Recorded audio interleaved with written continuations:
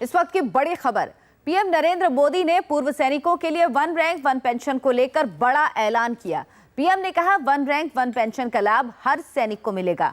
VRS लेने वाले सैनिकों को वन रैंक वन पेंशन से बाहर रखने की खबर पर पीएम मोदी ने कहा कि लोग वीआरएस पर देश के सैनिकों को भ्रमित करने की कोशिश कर रहे हैं। फरीदाबाद मेट्रो का उद्घाटन करने के बाद हुई रैली में मोदी ने कहा कि 15 साल में नौकरी छोड़ने वालों को भी ओआरओपी का फायदा मिलेगा। इसके अलावा मजबूरी में सेना छोड़ने वाले सैनिकों को भी वन रैंक वन पेंशन का फायदा मिलेगा।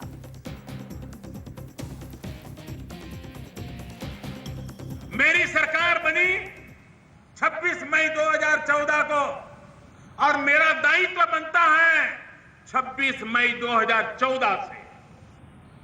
ये जो प्रचार करने वाले लोग हैं वो देश की जनता को और बास खस के हमारे जवानों को भ्रमित करने का पाप करते रहे। 26 मई को इस सरकार का जन्म हुआ, उसी दिन से हमने काम चालू किया और कल हमने घोषणा की तो भी सरकार बनने के तुरंत बाद 1 जुलाई गिनने के लिए उचित रहती है, तो हमने 1 जुलाई से लागू करने का निर्णय कर दिया।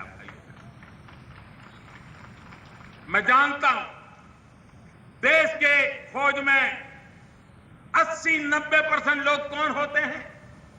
हमारी फौज में 80-90% वो जवान होते हैं जो छोटे छोटे पद पर होते हैं, कंधे पर बंदूक उठा करके जो दुश्मनों से मुकाबला करते हैं। सबसे पहले जान की बाजी वो लगा देते हैं। लेकिन सेना की आयु कम हो इसलिए उनको 15 साल के बाद नौकरी छोड़नी पड़ती है, 17 साल के बाद छोड़नी पड़ती है, 20 साल के बाद छोड़नी पड़ती है। इसके लिए अलग अलग शब्द प्रयोग सेना वाले करते होंगे। कुछ लोगों को लगता है कि जो 15 साल 17 साल नौकरी छोड़ के गए उनको ओआरओपी नहीं मिलेगा। मेरे जवान भाइयों बहनों, चाहे वो हवालदार हो, सिपाही हो, नायक हो, अरे आप ही तो देश की रक्षा करते हो। अगर ये ओआरओपी सबसे पहले मिलेगा तो आपको मिलेगा।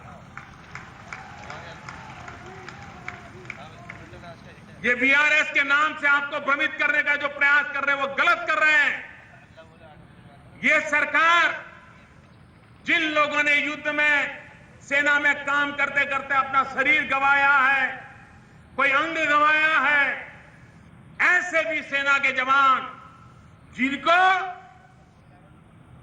मजबूरन सेना छोड़नी पड़ती है, शरीर की देश के लिए शरीर का एक एक अंग बलि चढ़ा दिया है, उसको सेना छोड़नी पड़ती है।